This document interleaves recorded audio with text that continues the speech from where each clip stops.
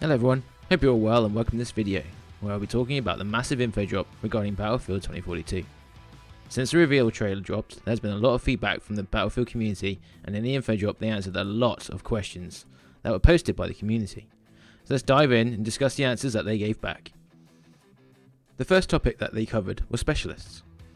Now specialists are a hot topic of discussion in the community, and EA have addressed the concerns that the community had.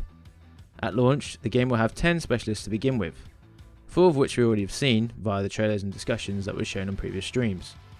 Details on the other 6 will be announced later in the year, so closer to the launch window would be my assumption. We know that specialists have their own unique speciality and trait, and they are the only ones that can use them. They cannot be changed at all, so bear that in mind when you pick an operator. They gave 2 examples in regards to specialities and traits. In terms of speciality, you can only use the wingsuit when playing a Sundance, as it is her speciality, and no operator can do this. With this in mind, I can see Sundance being picked a lot, due to the fact that she has the wingsuit. A wingsuit is so much cooler than a parachute. In terms of traits, Falk is the only operator with the ability to revive teammates back to full health, due to a combat surgeon trait. We also learned that Squad Revive from Battlefield 5 is returning as well, so bear that in mind when playing. Staying together with your teammates will help you stay alive. I'm used to being a medic in Battlefield, so I can see myself playing this operator a lot. Let me know in the comments which operator you're going to go with from the 4 that we already know. From the previous Battlefield games, we know that loadouts were restricted to the class type you choose. With 2042, that is now a thing of the past, and you can customise your loadout to what you want it to be. In loadouts, you can customise your primary weapon, your equipment that you will use, such as med kits or launchers, your secondary weapon, and your throwable, so your grenade, for example. Hearing this for the first time did bring up a lot of concern, as it means that players can put launchers into their loadouts, and the community was worried that this would lead to launcher spam. Imagine playing the game and having a vehicle for it to then be blown up as soon as you get in it, due to a squad who are all carrying launchers. EA say that when picking your launcher it removes the med kit, so your ability to heal and carry on fighting will be reduced and hindered, so choose wisely. There was also talk about squad numbers, whether it would stick at 4 or be 5 like it was in Battlefield 4.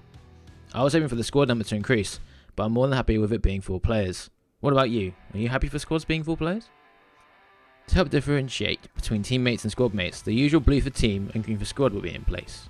There's also talk of other measures that are yet to be announced.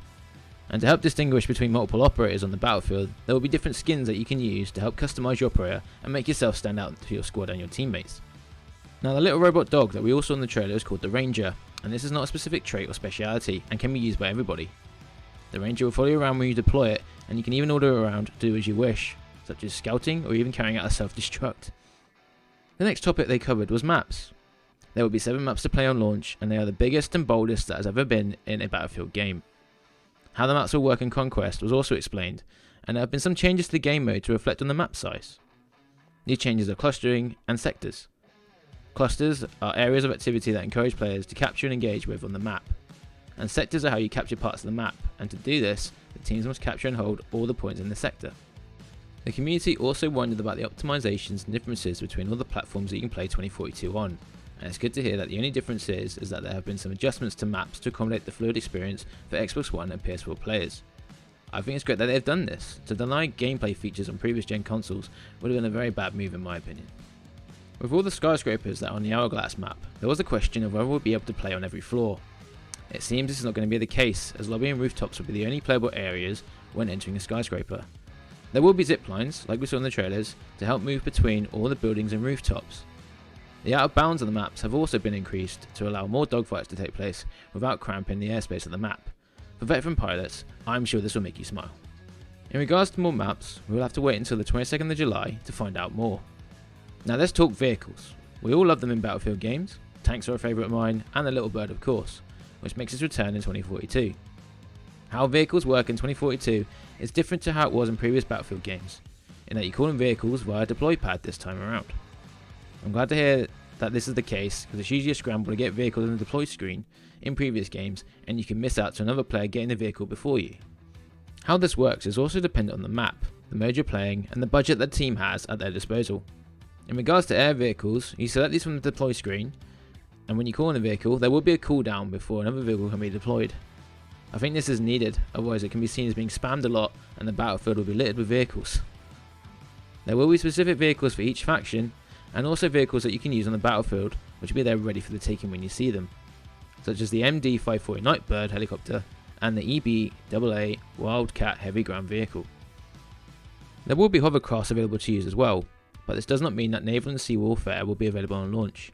I am a fan of naval and sea warfare, mainly due to the attack boats, but I'm not upset by this.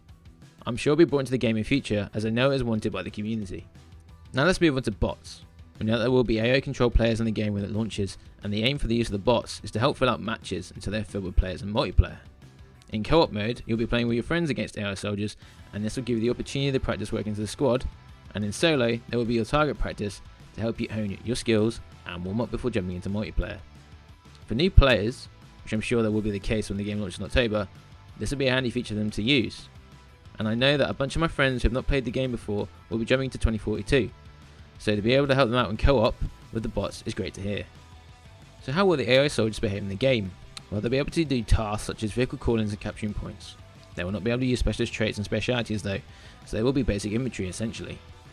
This means that they'll be engaging with the enemy team, flanking and reviving teammates and squad mates throughout the match. It was asked if we could opt out of having AI soldiers in Conquest and Breakthrough modes. You cannot opt out, and this is because it helps backfill the server and fill the empty spaces until players join. An example would be if a game had 120 players, 8 AI bots will be used to fill the server. Finally, one of the most requested features and most asked question is, will there be crossplay? They have confirmed that they're looking to have it available in 2042, and due to this, the technical playtest has been moved to later this summer, in order to test out crossplay. The playtest will be carried out by a few thousand participants, and to join, they will invite you to take part via the EA playtesting program. As well as being cross-platform, they will be bringing cross-progression to the game, so no matter what platform you play on, your progress will be with you all the time. I'm glad to hear this, as I've reached high levels in previous Battlefield titles, and when I play the same game on PC instead of my Xbox, I'm starting from scratch again. Part of me does not mind this too much, but there are times when I prefer to have all my progress, especially when going against a fully kitted out tank with my basic tank. I hope you enjoyed this video, and if you did, remember to hit the like button and subscribe for more videos. You can even hit the little bell for notifications when new videos drop. For now, I will see you on the battlefield.